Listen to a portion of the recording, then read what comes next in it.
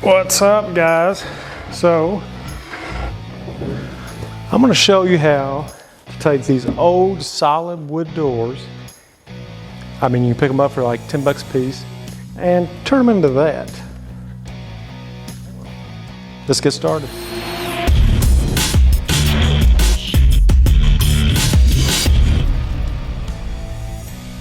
Alright, so I'm going to start by getting all of my supplies together for this build.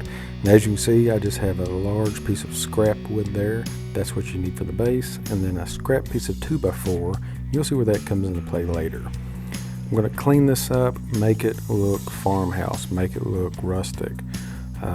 Again, going back to that base, it needs to be heavy enough to support this tree. The cool thing about this build is you can use reclaimed material because this is going to be distressed look, farmhouse look, or you can go buy material and actually distress it until you get the look that you're looking for.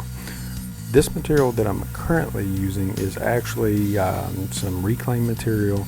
I'm just ripping it down to 3/4 to about 1 3/4 inch material. So if you're planning on making 2 trees out of this one door, you're actually going to need right around 5 of these boards total. So once I get my parts cut, I'm actually not cutting them to exact length yet, but I want to go ahead and stain these up. That way it can be drying while I'm actually working with my door. The color of the stain is going to be up to you. What type of decor that you have, what actually would look best with the color of the door that you're going to be using for the project. Okay, so all of these old doors that came out of houses, let's say that people are remodeling. Most of the time whenever they replace your windows, they'll replace the doors, the interior doors, and they're solid for the most part. The exterior and the interior base of all of these doors are solid, and that's what you need to look for whenever you're looking for one to actually build these trees with. You want a solid door. Now these plates in the middle, they're going to be thin. They're still solid wood, but they're thin. You just do not want a newer hollow door. All of these different doors are going to be different sizes because they could have came from a closet. They could have came from a bedroom, which is going to be a different size than like a main front door. But the cool thing about this is everybody likes them in different sizes. So I'm going to show you how to make 2 large trees out of one door. Now, if you would like some smaller ones to go with it, what you could do is actually cut this door in half. As long as you're on a solid board, cut this door in half, use the same process for the halves, and actually make 4 more small trees out of the same door. To start with, whatever door that you have, you need to find out where your imperfections are at, what you would like to keep. The hardware, always keep the hardware. In this case, this door has a large crack, right here. It's been repaired. Old screws, things like that. I'm gonna leave it. What you need to do with any of these doors is find out the center point of your width. So this door is 28 inches wide. So at the 14-inch mark, I'm going to make a mark at the top. Okay, and we're going to say this is going to be the top of our tree.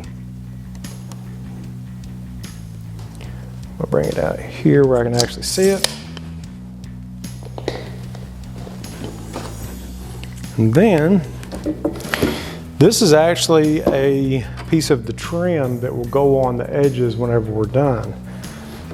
But it's nice and straight, so I'm going to use it as a straight edge. And what you're going to do is your center mark, so in this case 14 inches, line it up with that, and then line it up with this corner. Now if you would like, you could throw a clamp on it just so it doesn't move. Get this edge lined up. Now see, this edge is kind of rounded over. That's how old this door is, but just get it close. And I'm going to draw a line. And this is actually going to be a cut line. And you'll go down the different plates, different contours.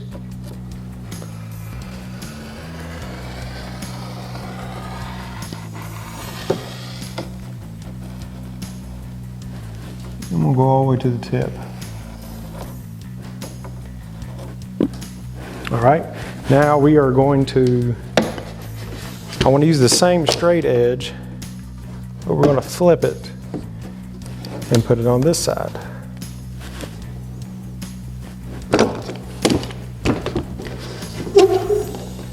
This edge is at the 14-inch. I'm going to bring this one in to the edge of this door. And I'm going to mark it.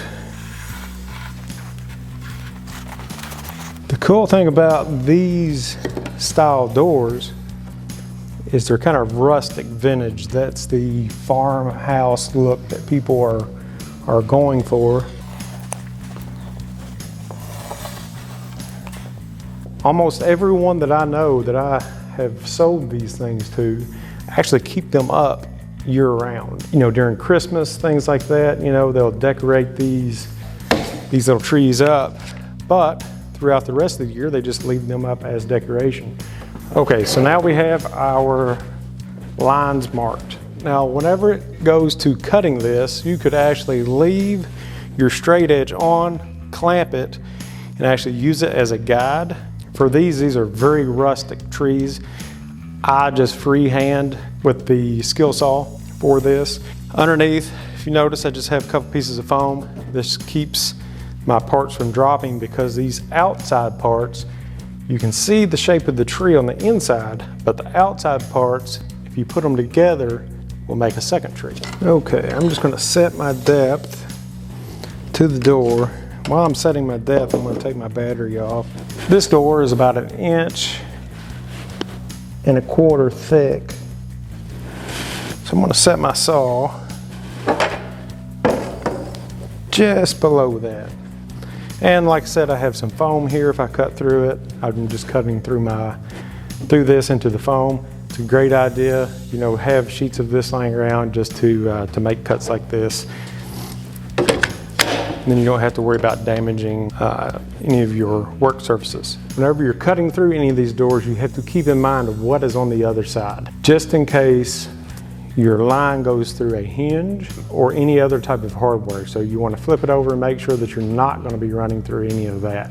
If you are, you can just bring it in a little bit or take that piece of hardware off until your cut is made.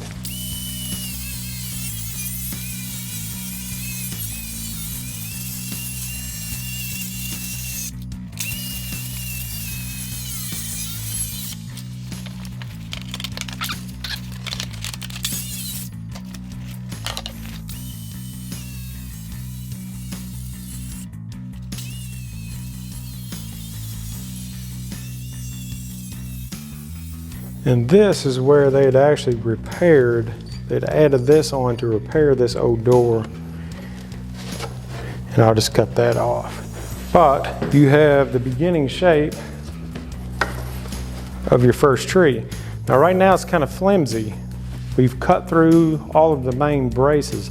That's where our side pieces are going to come. Clean up, everybody do their part.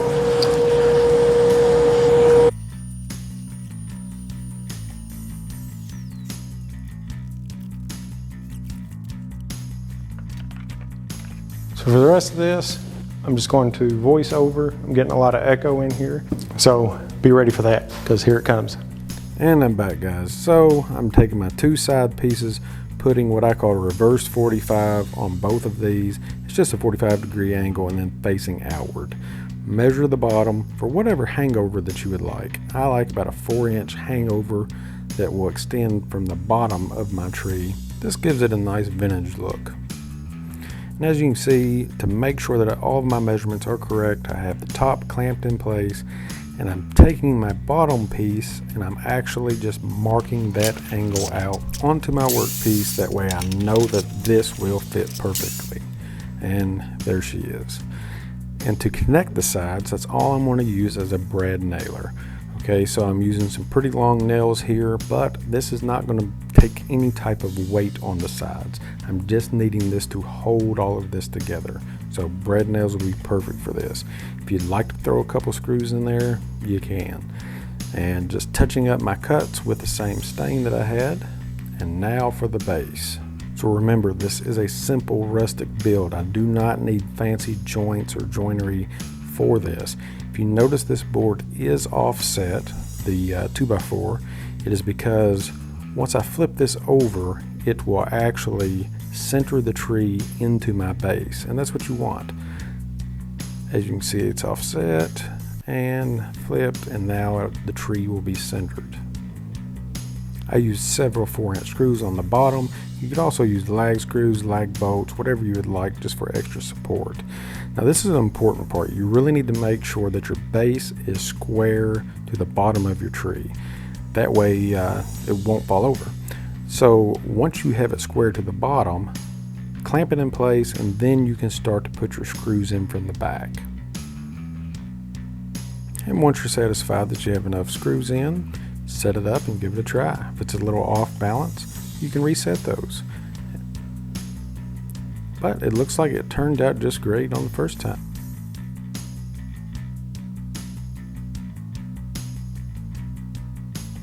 I do like to put an L bracket on the back of my base just for added support. For the second one, I'm not going to do the full build to show you because it's exactly like the first one. The only difference is, see, these are our 2 outside pieces that we cut off. So essentially what you are going to do is lock your table down so you don't get aggravated. All right, just line these 2 up. So the way this one's going to fall, the hinges are going to be on the back, but you can line it up right on top, just like this. And then you have what you need for your second tree. The only difference is going to be is you have to attach these 2 together. You can actually use a Craig jig to attach them from the back. Just use pocket holes all the way down to attach. Or you could simply, on the back side, just put pieces of wood. Like I said, this is rough, rustic decor, farmhouse decor. So you just take pieces of wood and you can just screw them in. You know, right here, just something to hold this together until you can get your frame on. So that's it. So that's how you can take a free door or a $10 door that was probably headed for the trash and make 2 trees out of it. And there you have it. 2 farmhouse decor trees out of 1 door. You'll have one that will be the center, that will be solid. Then you'll end up with one that will have the hardware, that are going to be the 2 outside pieces that are put together. I hope you like this video. Thank you for watching. If you like this kind of thing, hey, smash that subscribe button, the notifications. I'm going to be putting out all kinds of content like this, different projects that you can make from everyday objects that most people throw away. Until next time, see ya.